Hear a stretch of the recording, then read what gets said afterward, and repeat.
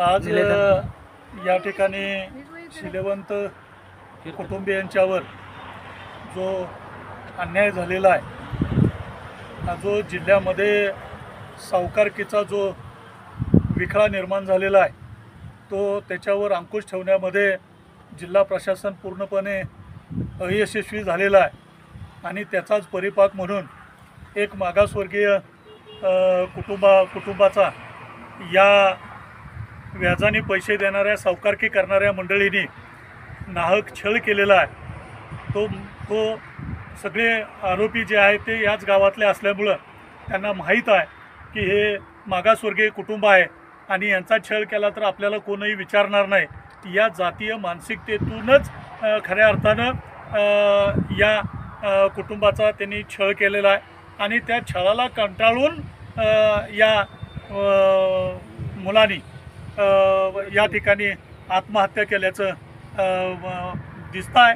आणि त्यामुळं इथल्या प्रशासनानं ॲट्रॉसिटी अंतर्गत केस दाखल केलेली आहे, परंतु आज अखेर आरोपींना पकडलेलं नाही आहे। मोकाट आरोपी फिरताना दिसत आहेत। इथले लोकप्रतिनिधी आम्हीच तुमचे कर्ते करविते आहेत असा टेंबा जिल्ह्यामध्ये मिरवत असतात, परंतु गेली 15 दिवस झाले तरीसुद्धा अन्यायग्रस्त कुटुंबाला इथला एकही लोकप्रतिनिधी भेटायला आला नाही।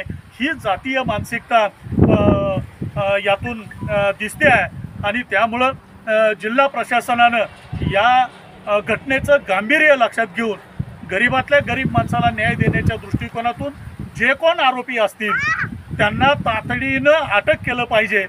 जर त्यांनी अटक ताबडतोब नाही केलं तर मग मात्र आम्ही आंदोलनात्मक भूमिका घेऊ।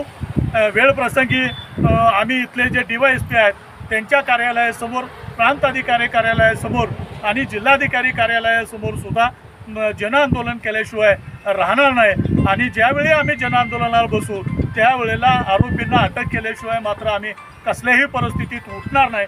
याची सर्व जबाबदारी ही शासनावर राहील।